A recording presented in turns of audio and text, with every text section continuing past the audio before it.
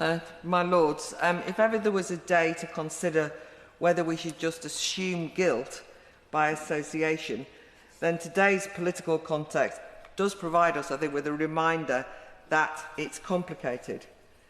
I've added my name to the Noble Lord Garnier's Amendment 486 in terms of attempting to reform joint enterprise, having listened to the elegant and legally erudite contribution by the Noble Lord, followed up then by such a well-informed contribution from the Noble Lord Ponsonby. I am rather nervous that I'm going to let the side down somewhat, but let me take a different approach.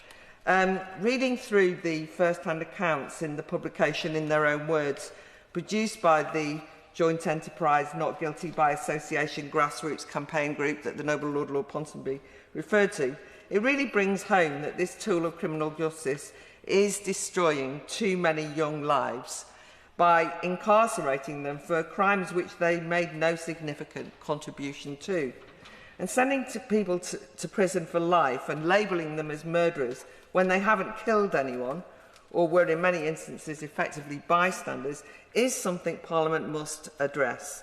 Why? Because we have a responsibility to make sure the law is fit for purpose, applied properly and as originally intended, and I think that joint enterprise fails on all those counts. I think we can all understand what the intention of joint enterprise is and was. Sometimes there does seem equal culpability of those who don't metaphorically wield the knife. The armed robber involved in the heist that's gone wrong is the one that's always used. It could be deemed that he's as guilty as the accomplice who actually shot the cashier because he significantly contributed to the crime by, for example, carrying or supplying the gun or threatening the cashier.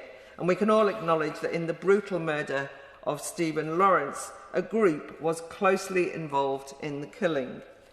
Actually, interestingly, if you look back to the ancient history of the law, which was explained by the Noble Lord Finkelstein in a Times article a couple of years ago, it also brings home that things can be complicated, but people can be equally guilty. It began, apparently, with duelling aristocrats in the 18th century. The court sit on the idea of reducing the number of duels by making seconds and surgeons liable for murder alongside the principals. So once more, we can blame the hereditaries for everything that's gone wrong since.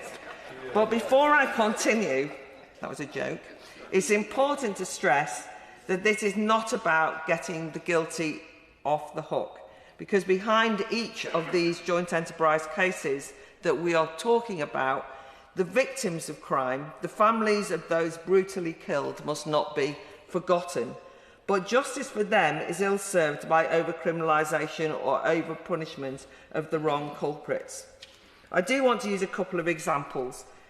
Faisal Fayez, who found out about the murder that he committed at the same time as everyone else because he saw it on social media. He didn't know beforehand that there had been a murder because he was waiting in the back of a car as two of his colleagues in the drugs gang that he was involved in went round the corner intending to steal cannabis from a local dealer.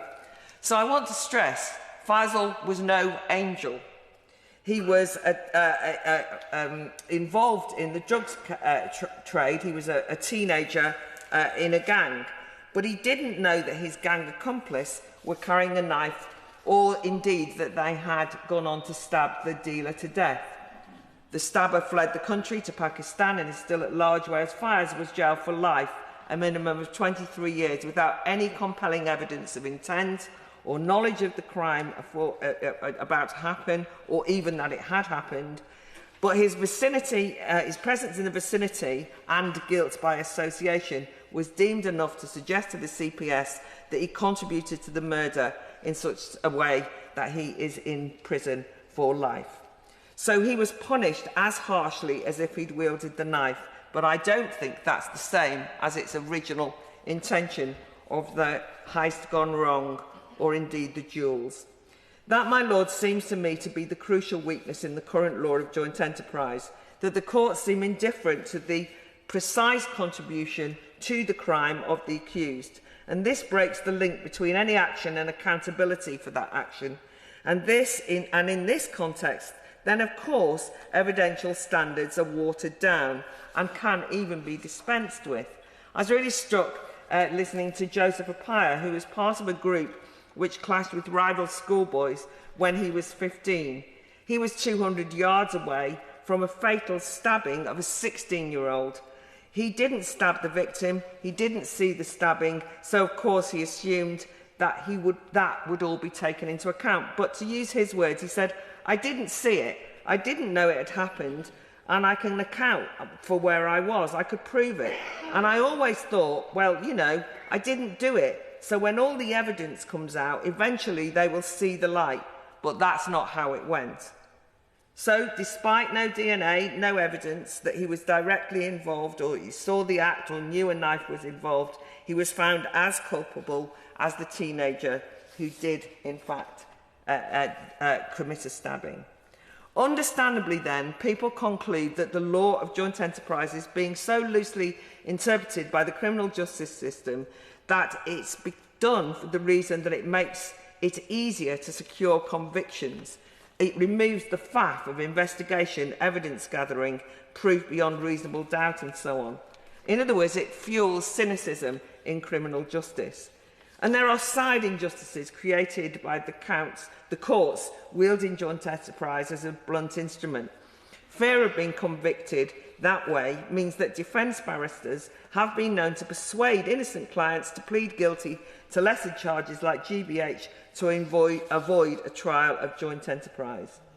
All of these problems are well known, as we've heard, and as we've heard, back in 2016, the Supreme Court ruled that the law around joint enterprise had taken a wrong turn and was used wrongly for 3 decades. And the court thought it was rightly restoring the proper law of targeting those who intended to commit or assist in a serious crime. But as we're all too aware, Supreme Court clarifications aren't always used to rectify wrong readings of the law.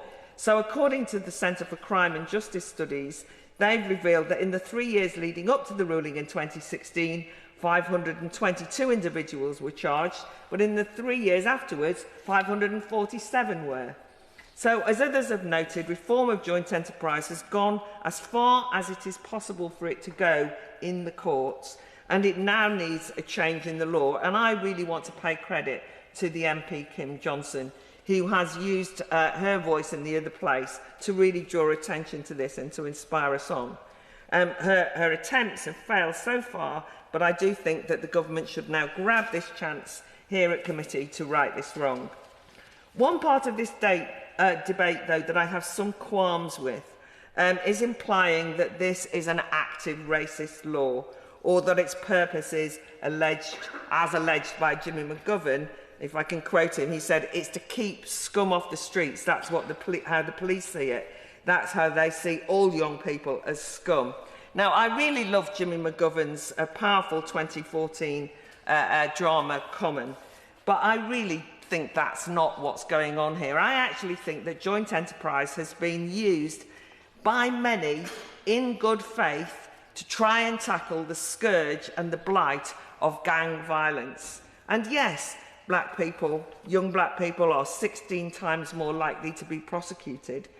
And lots of young people, 14% aged between 14 to 17 and 40% between 18 to 24. And 93% of defendants are male. But let's be honest, there is a problem, a real problem, of young black men stabbing each other. I live in Wood Green in Haringey, and it is real. And that is not racist to note it. It's something we have to take into account. We have a problem, I think, of young men, for trivial reasons, indulging in violence. We have cultural, social problems of a collapse of adult authority in reining in alienated, disenfranchised young men. There's a big cultural issues that demand our urgent attention, but how that effectively rounding up young men for hanging round together and indulging in aggressive, violent counterculture, and then sending them into prison where gang culture becomes replicated and normalised when they haven't actually committed the crime, I don't know how we can think that that will help. It will just make things a lot worse.